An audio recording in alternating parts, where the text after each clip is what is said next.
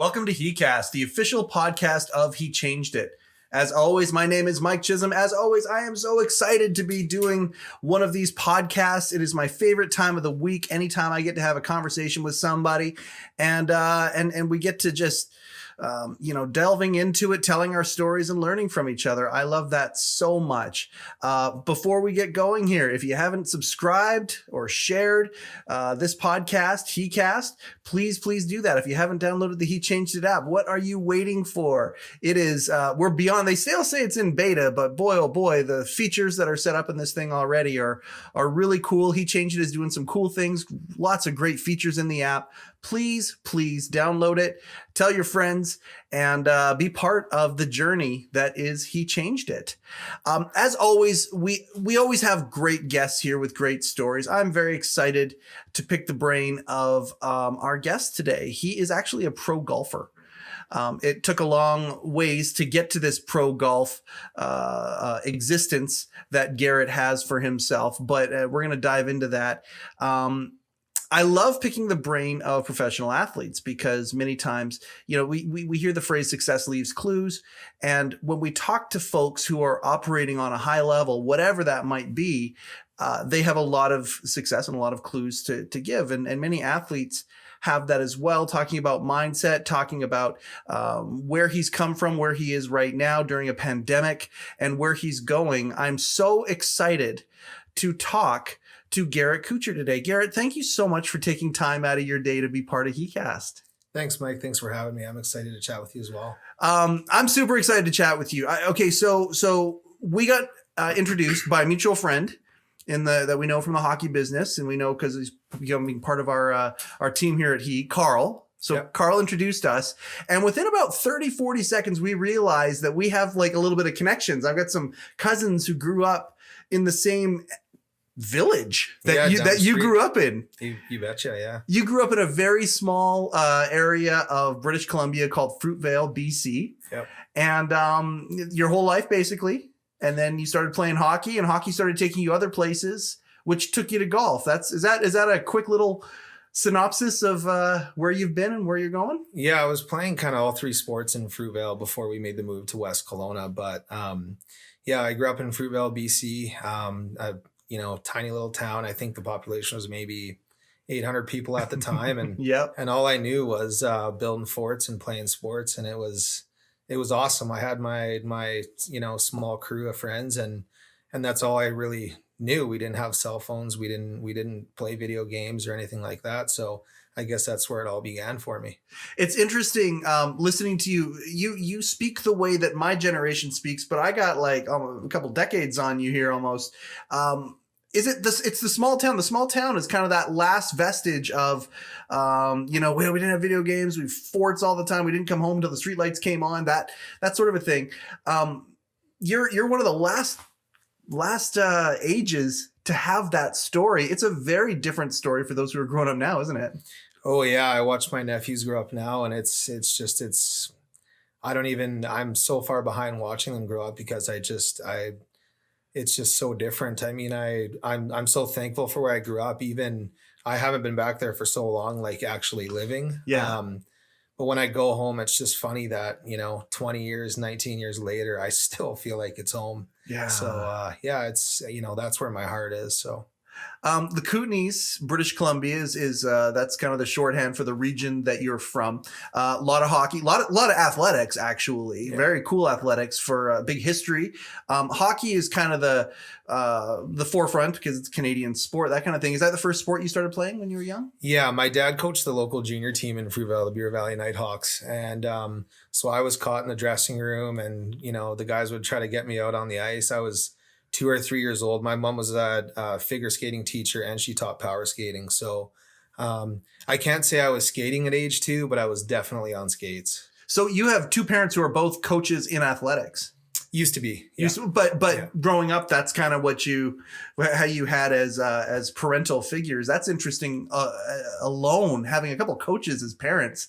That's a different set of standards, I would think, than the average kid. Yeah, I mean, it was super cool because I was lucky enough to have parents that, their views they never pushed me. But they just gave me options. They go, if you want to work hard, this is how you do it. And this is what you're going to get out of it. And if you don't want to work hard and you don't want to do the things that are going to get you where, this is where you're going to be. So I had the choice to make for myself. If I wanted to be good and if I wanted to keep hanging out with my buddies that were excelling to the next level, I had to figure out what they were doing and what I needed to do to get there. So did they talk to you in personal development sound bites? Like, they say things to you like, champions are made in the off season, or, things like that? Did they say all sorts of little coaching platitudes to you as they parented you? You know what? They didn't. They just, when they could bring me around to anything to do with athletics, like I was the kid that was sitting, in their little car seat at the slow pitch field. Yeah. While they were playing ball. And I was the kid sitting at the rink eating French fries,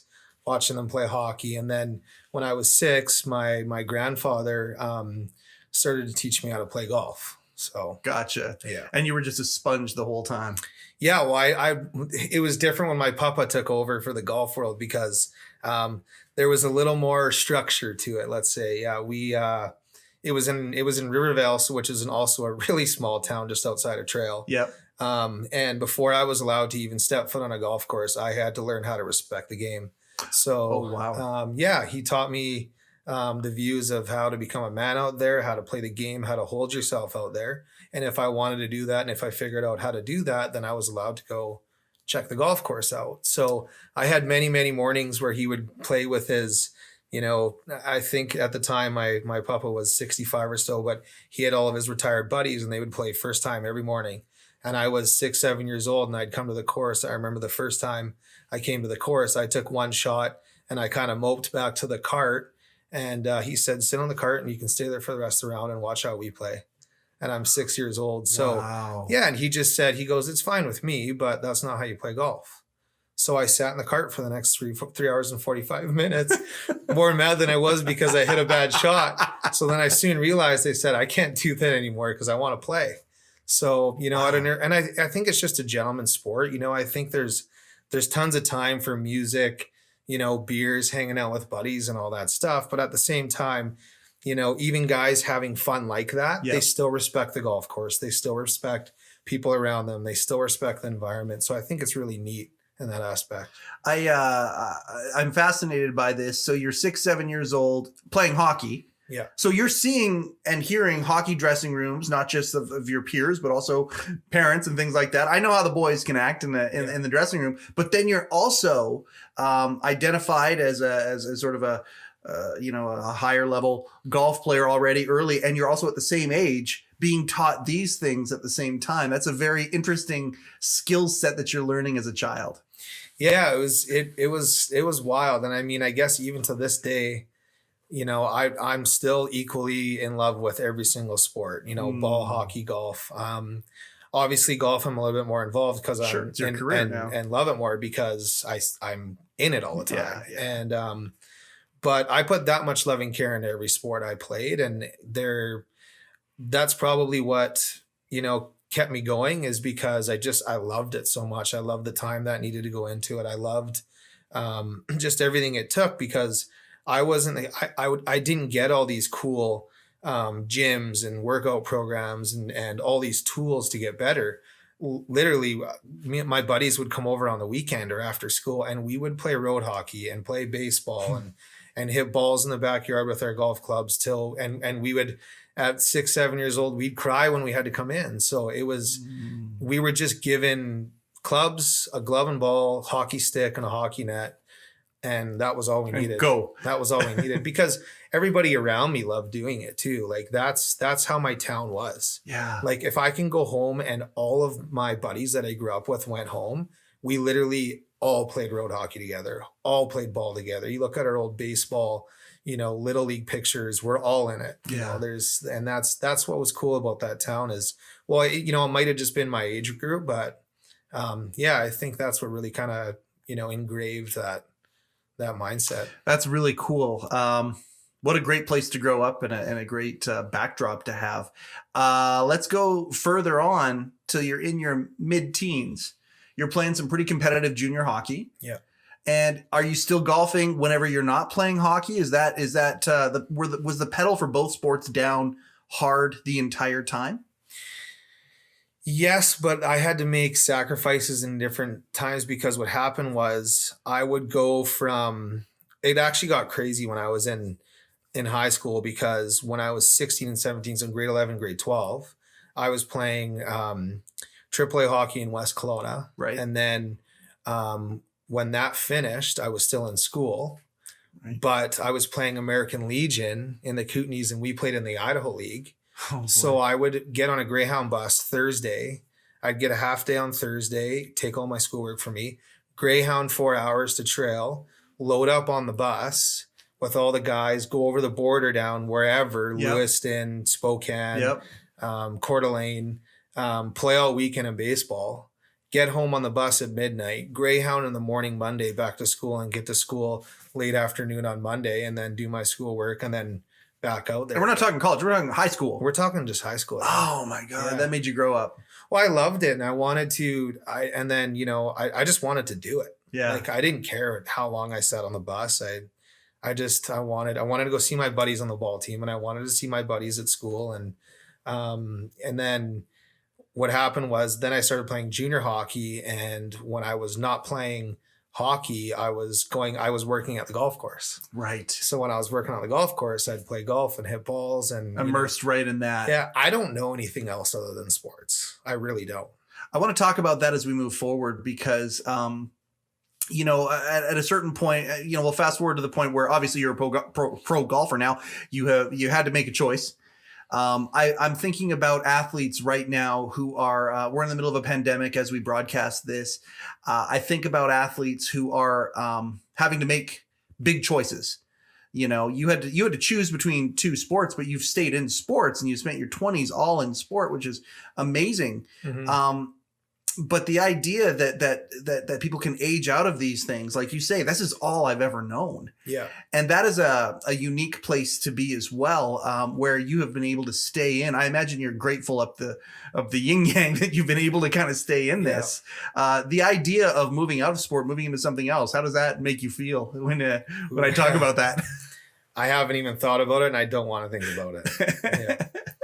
Yeah, it's super interesting. And I guess, sliding over to, I started up a clothing brand for golf, and, I guess maybe there's, now actually just realizing right now, maybe that is my, kind of, secondary spot where if golf isn't a thing anymore at a playing level, at a tour level, then I still have my brand and I still have that. So it eases kind of that stress. And maybe that's why it's kicked up and I've put, a lot of time behind that. But yeah, it's tough because as athletes, if you're thinking about your profession ending, it's probably going to end. And that's the thing where you don't want to focus on that. Exactly. You want to focus on winning. You want to focus on playing your damn heart out. Yeah.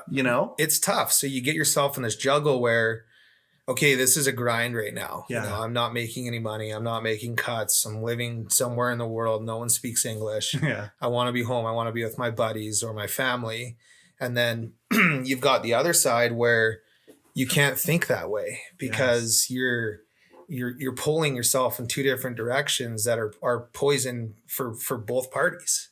Absolutely. So it's an interesting world to figure out what's kind of the happy medium in there of what to think of. So, well, and I brought it up. I want to get into your golf career here because, it's fascinating to hear the process of how somebody becomes a pro golfer. And I know what your aspirations are. I mean, your aspirations are to be on the big pro tour and to go from there. And you've got a roadmap as to how you could potentially do that. You're on the European tour right now. Yeah. Obviously suspended because of COVID.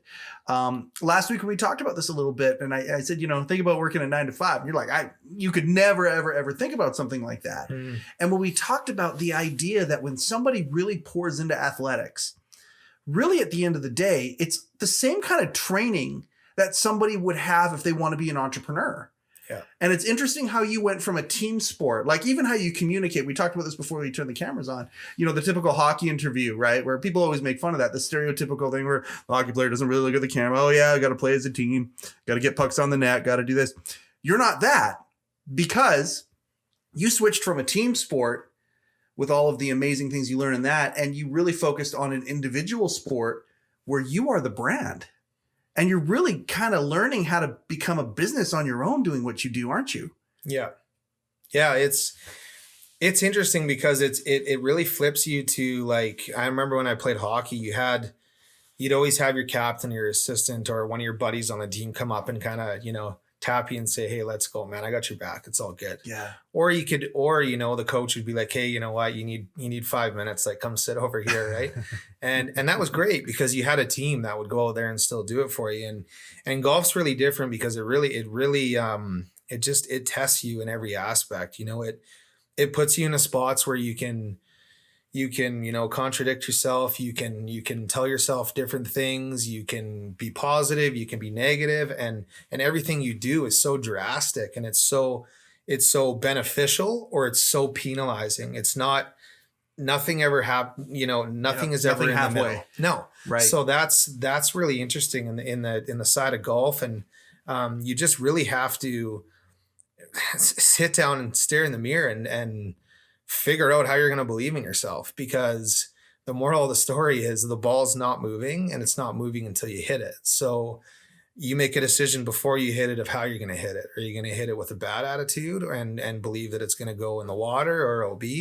Or are you going to step up and hit it because you know how to hit it because you got to that level? So, and you can change throughout the round. Like, I've been on the worst side of that, and I've been on the great side of that. And it's such a fine line. It's unbelievable. And it's a split second. It's just a thought. It's a feeling. So it's really cool. And it's really rewarding. It really is, because when you do get that little success that golfers, need or get, it's like, it's unreal. Like, it's so rewarding. I mean, what you're saying is life, that ball is sitting there, and whatever that ball is, take the ball as the metaphor for whatever it is, going for that job, going for that girl or that romantic partner, going for that next rung up the ladder, whatever that is. If you have even decided to do that, how you look at it before you even go and try and make that move is so important. And you get that right to a very, very, very specific point. And if your mentality is off on the first hole, you're spending 5 hours with yourself to move forward. I mean, have there been times where, you've had that hole number one and you've had to spend 5 hours in the golf cart like the little kid, you've had to do that. 5 hours in the trees. 5 hours in the trees. Yeah. And this is your deal. This is your paycheck. This is all of those things reliant on your mental dexterity being in the right place. 100%, because the moral of the story is, if you've shot 65 before, or you've made birdies before, or eagles, or whatever it is, then obviously you can play golf. Yep. So there's going to be some days that you hit it really well and you get bad bounces. That's part of life. That's part of golf. Sure. But when I realized how important the mental game is, and just being mentally clear even in life, was when I started playing golf. Yeah. Because, like, you want to talk about being vulnerable. When you step on that tee and hit it out there, you've got to play 18 more holes in front of you before you're done, and no one's going to help you. No one. So, it's pretty cool. I mean, I guess that's where kind of the reward comes from it, because that when you step on the tee and when you finish on 18, aside from everybody that helps you along the way away from the golf course, you found a way to use all those assets and use all those moments and experiences and bundle it into one, and all the hard work. And when you put it in, it all comes to real life. So let's talk a little bit about that. So, okay, you make the choice. Golf is it. You start playing on some local Canadian regional things. Or did you move to Europe right away? How did your career blossom? Well, to be honest, I had a local buddy in West Kelowna, and his name was Lee Campbell, and he was unreal, like from 12, 13 on, and he would win everything around here, all the zone events and everything. And we played every day together. Like, each summer, I think we played 200 to 250 rounds in a summer, walking with our bags, like, as kids. Yeah. And I just watched how he played. Like if he hit a shot that I didn't know how to hit, I just kept watching him hit it. And then I'd go to the range after that round, after I watched him hit it, and try to do it. And I'd sit there till I could figure it out. And then I'd ask him to help me how to hit it. And we just learned off each other because we were both left-handed golfers. And I'd go sit and watch, PGA Tour events on TV, and I would watch what they do. And then I would, keep rewind, fast forward, keep watching it. And then I'd go to the range and try it there. And I just hit balls and balls and balls and balls. So I figured it out. And then I started around locally playing local events, like high school events. We played lots of high school events. And then slowly climbed up. I had an opportunity to go down over to Europe to play some events, and I don't even know if I broke 80 over there, like through like 10. So how does that opportunity come up? Like, okay, hey, Garrett, you want to go to Europe? Like, who says that to you? How does that happen? Well, that was my transition from hockey to golf. I played my first year of college in hockey. Yep. And then that summer, I got approached by some sponsors to help me out to get over to Europe to give it a shot, because I was playing with them each summer for the last 3 years. Okay, so they saw really good friends. Okay, so they saw what you were doing, and they saw something in you. They saw that potential, that drive that you're talking about, where you were relentless in wanting to learn these things. They noticed that. I think that's a life thing too. When you work that hard at something, or you push that hard, people are going to notice that shit. Yeah, and that's where opportunities can come from. Yeah, I mean that was an unbelievable learning lesson for me, because what happened was, there was so much hype leading up to going over to Europe to play these 8 events, I think it was, or maybe 10 events. There was so much hype behind it. I'm going to Spain. I'm going to Europe, 21 years old. Like, I'm pumped, right? Like, I'm going to go, I'm going to go rock it. Well, I went over there, and I think I broke 80 twice or once. So I was like way out of the leaderboard, right? And as this was happening, each event I was playing, I was getting more and more down on myself, because not only did I feel like I was, letting myself down, I was letting everybody else at home down. Like, because I was the only Canadian in the field. I was letting my sponsors down. I was letting my family down, and it was crushing me. And every event became harder and harder and harder. And I would go to the driving range to try to figure out what's going on, and nothing was wrong. 150 marker, right on it. Next flag, right on it. Next flag, right on the range, no problem. And I got home, and I went to my sponsors, and I said, I literally started choking up, because I was so embarrassed and so mad at myself. Sure. And I just said, I'm sorry. And he literally looked at me, he goes, what are you doing? He's like, I knew you were going to do that. And I'm like, well, what do you mean? He's like, well, you need to learn. You need to see if you can play there. You need to get those feelings. You need to gain that experience.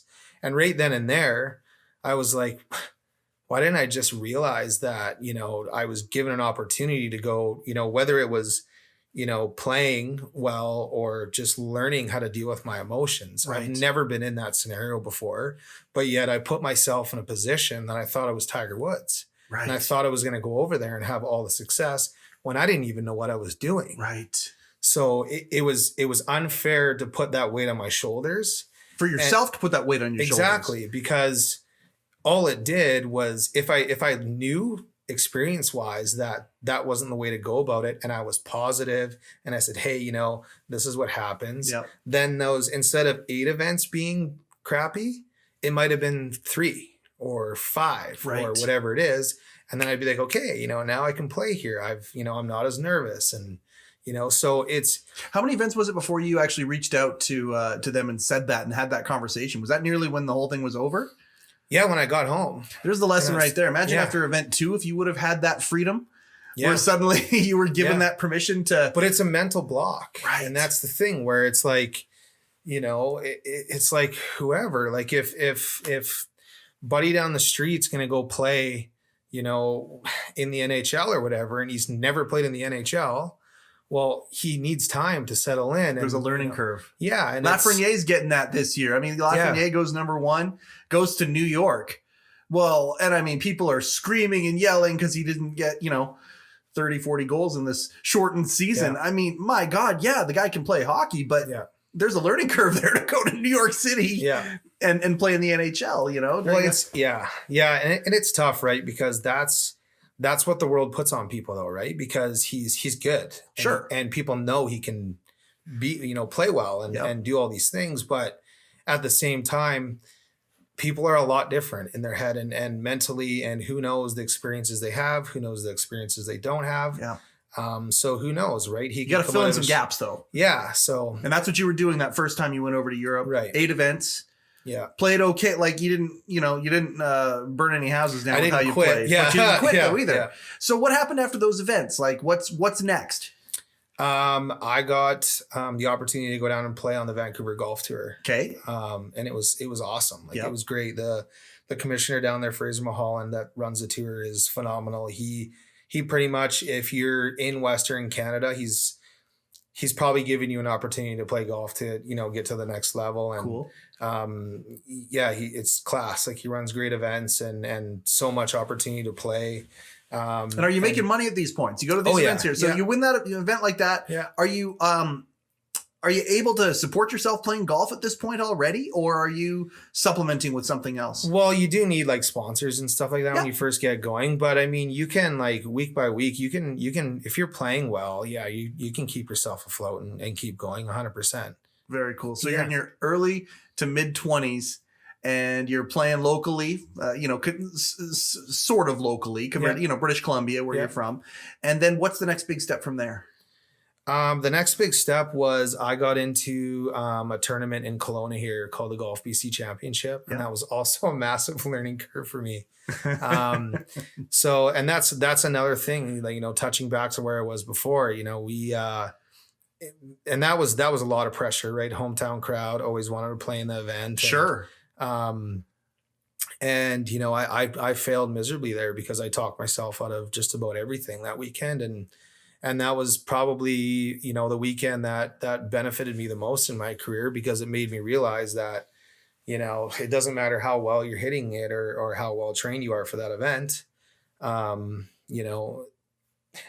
You can still shoot 85 or 82 or whatever it is and miss the cut. And then all of a sudden you're not in the event anymore. Right. So what was that? What was so hard about that event? Was it just because you knew family and friends were around, nervous, or were you okay? And I couldn't get out of it. Like I was just so pumped, mixed with like so much nerves because, and it was Father's Day weekend and I wanted to play. Well, my dad came out for like one of the only events he was here. And, I didn't have any experience at that level at that time. Right. So I was playing with guys like the one guy I played with the first 2 rounds just secured his full PGA Tour card and is winning on the Corn Ferry and everything. So, and I hit it pretty far and this guy was just bombing it by me. Like, he was just like, he was next level. So, and then, I played locally and I played the Ogopogo Invitational here and ended up winning that one year and the Kelowna Open in the same year. And that kind of got me kind of the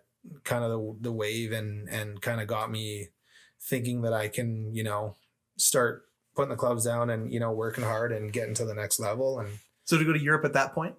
I went to Europe a couple years, like a year and a half, maybe after that. How is it different over there than it is over here? It's very different. The courses play completely different. They're firmer, they're faster, they're drier, it's windier over there. I mean, it all depends where you play. Like if you're in the Swiss Alps, it's obviously probably pretty similar to here. But if you're playing in Spain, if you're playing in the winter in Europe, you're probably in the drier, windier areas because those are the warmest spots, right? Spain, Portugal, Italy, those places like that. Sure. Yeah. And how long there before, I mean, success is such a, because I know what your aspirations are, so you might not even think you're successful at all, but you found some success in this thing. Like you get onto that tour. How many events over there did you take part in before you realized, you know what, I'm starting to get some traction here? I'd probably say 5. Yeah, after 5, you kind of knew you weren't a stranger in a strange land anymore. Yeah, I had 5 starts and then I came back home and I played a couple more. I played another season here and it was okay. I was hurt and kind of up and down and, just I was kind of grinding. I was on the grind. And then I went over this last time and ended up getting its conditional status is kind of how you speak of the card. So you don't pick and choose events. You're not playing every event. They kind of let you know which events you get to squeeze into. And then I was playing on some tours called the Portugal Pro Tour and the Evolve Tour, the Clutch Pro Tour. So all these pro tours around Europe. Yep. And then I had success. I was playing, I had I had a top 10 and a top 5 on the Portugal Pro Tour. Yeah. And then I had 2 top 5s on the Evolve coming in, or a top 5 and a top 10, and then COVID hit. So you have all this momentum. Yeah. And you're making money at this point. Yeah. You're making some money at it. You're feeling good. Getting some notoriety. Yeah. You got followers and things like that. That's a weird thing, hey, as that starts to happen to you. And all this momentum's happening, and then COVID happens. Yeah. Immediately back to Canada. As soon as lockdown happens, Justin Trudeau says, "Okay, it's time to come home, Canadians," and you're home at that point. And no, it was, how did that go? It was quite wild. Actually, what happened was we had heard, because we live in the southeast of Spain, okay, which is about a 4.5 hour drive from Madrid, which is a long way in Spain. Yeah, absolutely. Them, right? Yeah. So what happened was we had heard that this COVID-19 was in Madrid, and there was about, when we heard there was about 1,500 cases. And so what happened was somebody in Madrid had traveled to their summer house, which was around the ocean, which was in our community area. Yeah. And immediately the government shut down our area.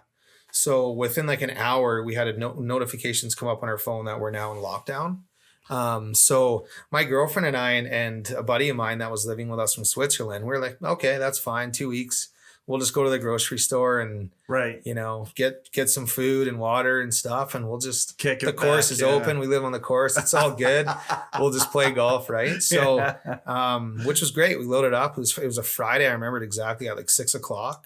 And when we got to the grocery store, it was like, that's when I was kind of like, okay, this is kind of weird, because like in Spain, grocery stores are busy in the morning and then they're busy like really late at night. And right. It was like dinner. It was like kind of siesta hour, like 5, 6. Yep. Grocery store was slammed. People were coming in and out of it. We went in there. Shelves were just like ravaged. Like it was nuts. And I was like, okay, well, let's just get what we need and it's all good. And we woke up Saturday, and then the course called me and they were like, yeah, course is closed. Like we're getting shut down. And then I was like, okay, this sucks. And then I was like, we can still wait it out. And then about 6 days later, my girlfriend started getting anxiety, and I was that's when I started to kind of be like, okay, we got to get out of here, because we didn't have any English news or anything. So people were just calling us whenever they're awake, right, telling us like, hey, this is what's going on over there. You guys good? And we're like, we don't even know really what's going on. So, that's so trippy. Yeah. But the government didn't help us at all getting home. So the flights were all double the price. Like, and every time you were booking it, they were like, you try to book it, no, flight's canceled. And it was a wild experience trying to get home. And then after we were doing our quarantine there, it took us 3 or 4 days to get home. Well, we were right back in a 2-week quarantine when we got home. Yeah. So we were quarantined for over a month.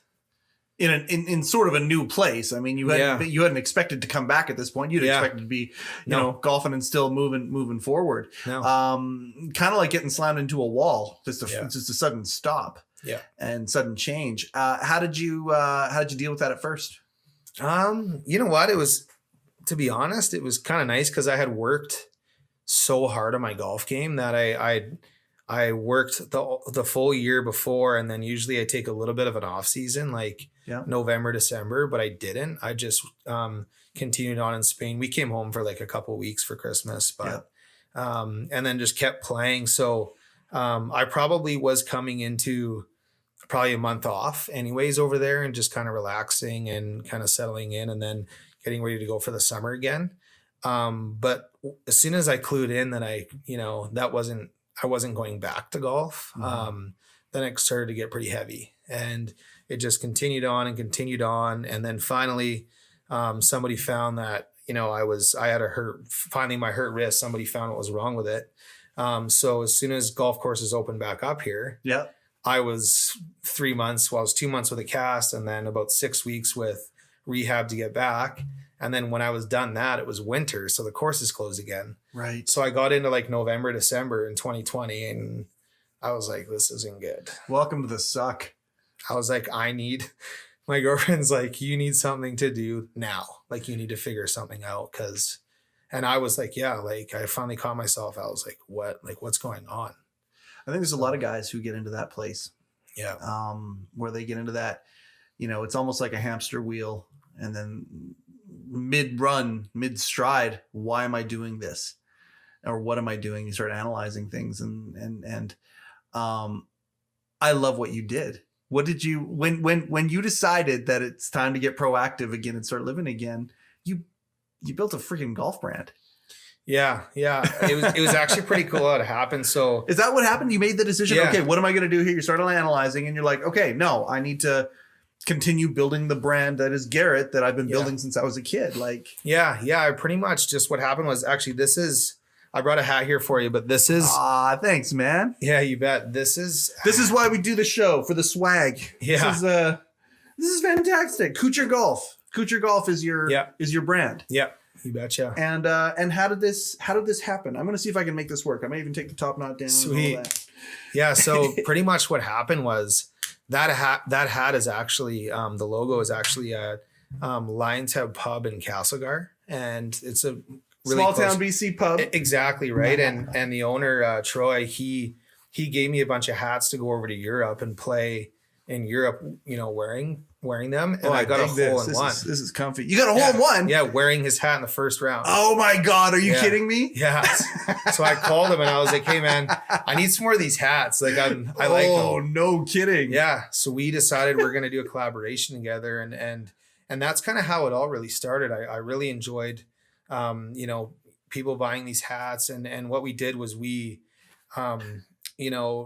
it parlayed into Kucher Golf. So I offer these hats on my website, but it's the same backing of it is Troy had the same mind as me, is we want to help kids that can't afford to get into sports.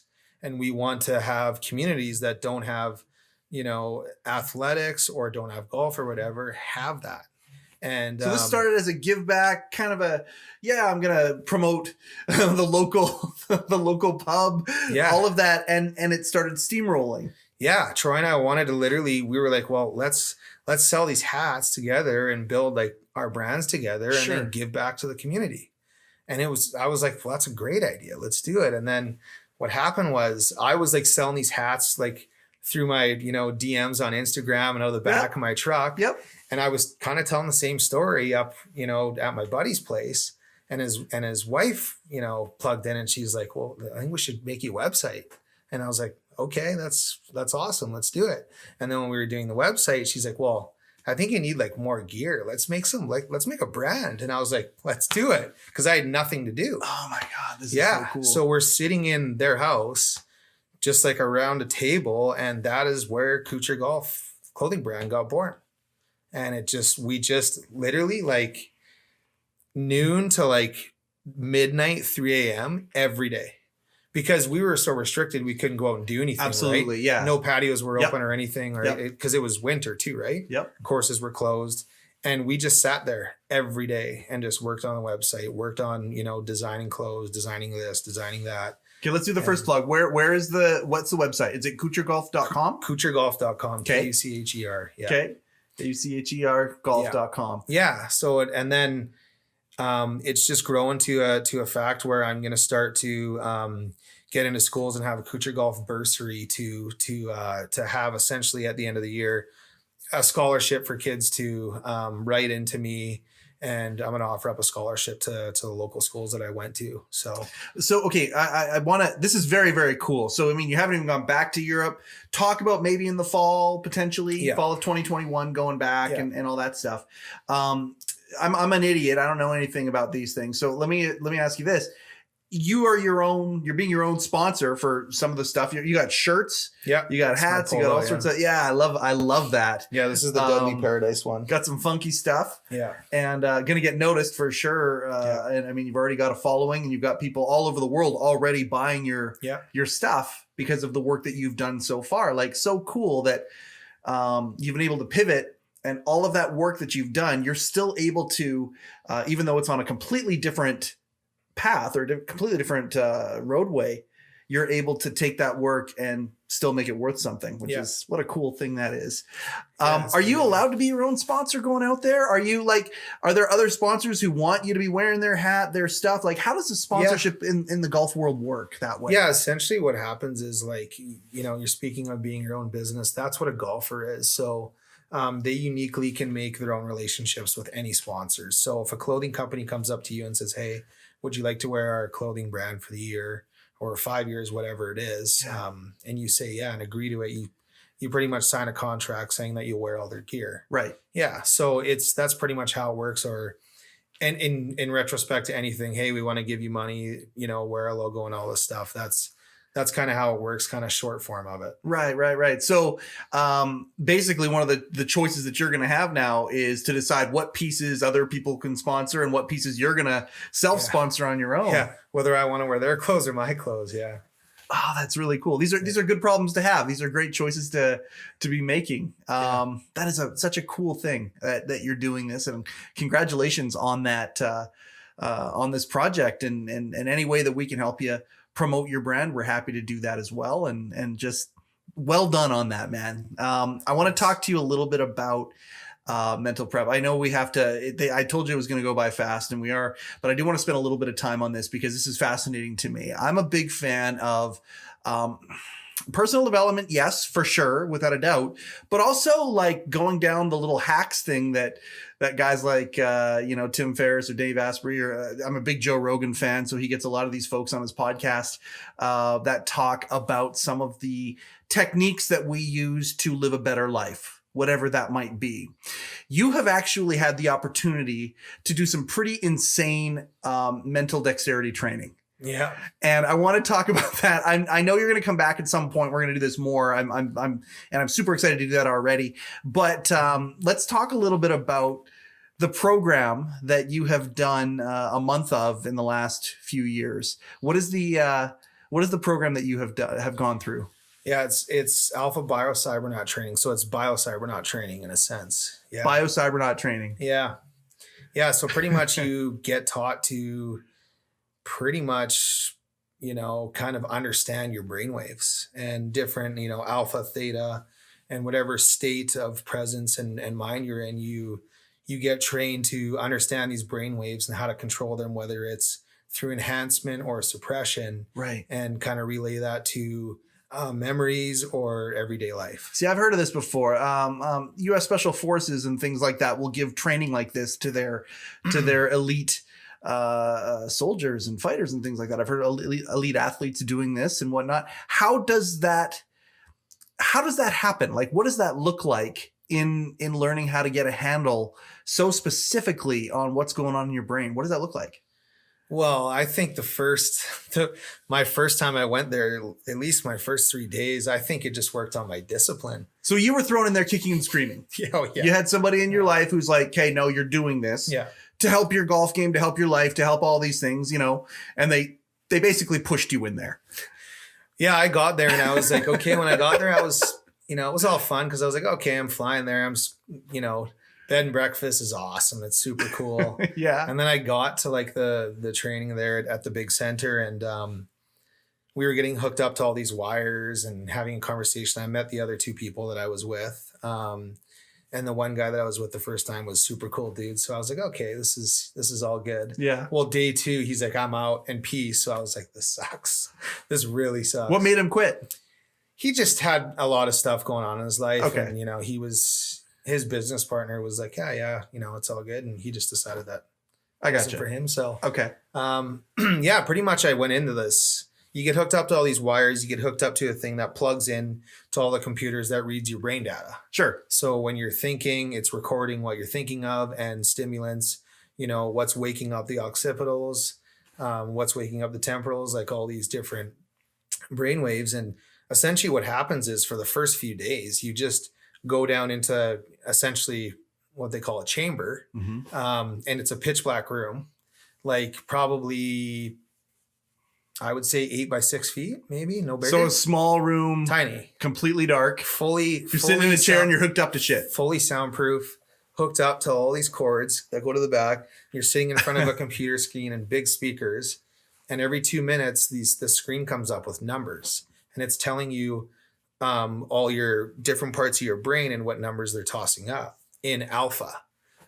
So you're sitting there and just thinking, and the numbers are changing. So you get into enhancement training and suppression training once once they collect brain data enough where they can get you into training. So then you learn how to enhance your brain waves and suppress them. And then essentially what happens is you take, old memories and scenarios, and you're able to, pull them out while you're flooding them with this enhancement, brain waves, and making them a better scenario or whatever scenario you may see fit, and logging them back in your brain. So when you go revisit that scenario again, it's essentially changed of how you view that.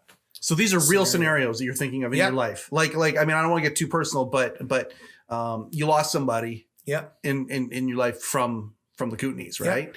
And it was a big deal in that community when he passed away and all of that stuff. Is this one of the things that you focused on, thought about? Yeah, for sure. Okay, so you've literally been in an experience in your life where you have a traumatic experience that happened to you. You are sent to this state-of-the-art facility where you can then take that tragedy and completely reframe the way you think about it now. Am I hearing that right? Yeah, pretty much what happens is you pretty much give yourself your brain facts and make your brain believe that you're able to enhance your brain, because we're all telling ourselves a story at every time, everything that comes into our viewpoint, we're telling ourselves a story about it, right? Right. So you are just purposely writing the story. Is that essentially what it is? It's a very, very long story to talk about, but in a sense, you're able to, kind of, because you can think of any scenario. Like if you think of, oh, that was shitty. I lost my language. Sorry. We're men here. We talk how we want to talk. Perfect. I lost my sunglasses. That sucks. It's brutal, but you're thinking of that being a bad situation, right? But then your brain believes it. Essentially what happens is that's logged in there. So every time you think about your sunglasses, your favorite sunglasses, they're gone. Yes. So it sucks. Yes. But what you do is you can pull that scenario out, flood it with brainwaves and enhancement with your alpha brainwaves, and make it a different scenario. So when you revisit that again, you've essentially changed how your brain wants to think about it. So now it's like, thank God I lost those sunglasses. I'm so much better off because of that. Yeah. But what happens is when you do that and enhance that, you're the computer and how you're listening to your brain waves actually shows you facts. So you believe that that's actually how you're feeling about that scenario. And it's true because that is how you're feeling it.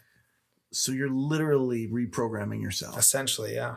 What are the net results of being able to of doing that you have seen in your life? Just believing in myself, to be honest, because it gives you, whether it's a hoax or not, it's made me take scenarios and it's made me look forward in life where bad scenario, good scenario, keep going, because I'm able to, if bad things are going on, I'm able to make myself believe that they're not that bad. Right. So I guess that's kind of what that ain't a hoax. That's a skill that I think that there's hundreds, if not thousands of men would love to have, because I mean, when the water starts coming over the side of the boat, you can be proactive, you can be reactive, or you can, be destructive. And I mean, it sounds like, that you always have a choice and you can choose to react to things that happen, how you want to react to it. Yeah. I mean, to a certain extent, but yeah, if I can find myself and get myself to, I have that trigger to get back to rely on my training and the time I spent, working on my mental side and working on my brain, then at least, whether it's fact or fiction, I'm able to get myself in a spot where I can realize what's going on. This is fascinating. And I don't think it's fiction at all. I believe that this is something that, I mean, man, you've had a chance to do something that I think a lot of people would love to be able to do. Are there books on this? Are there things that people can do on their own to kind of move down this path and maybe help the programming? Yeah, the doctor's Dr. Hart, and he's got a center in Souk, Tucson and in Germany. Yep. And the book's called The Art of Smart Thinking. The Art of Smart Thinking. Yeah. Okay. And you would basically say highly, highly, highly recommend. I haven't read the book. You haven't read? Oh, because you've just been in the program itself. I gotcha. Okay. Yeah, but I've done 4 weeks in the program, so I'm alpha trained 4. So that's okay. So the first time you're in there kicking and screaming, 2, 3 or 4 days, you're hating it.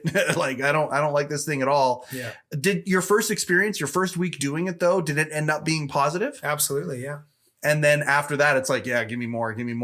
Kind of like Neo after he gets his first little shot in the back there, learns some kung fu. He's like, give me more.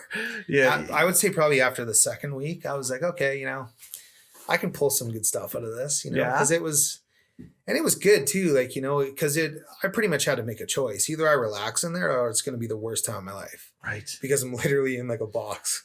Yep. So, I worked with, one of the trainer that, would teach us stuff and figure out how to, better enhance your brainwave, suppress it, different tools to use, different ways to visit certain things. And there was a lot of emotion that week and a lot of crazy stuff that went on, because who now in their life or whoever in their life has been able to say they've had 7 days where they can sit in a chair for 10 to 12 hours a day and literally think about what's going on in their life. Wow. Whether it's good or bad, what they want to do, what they don't want to do.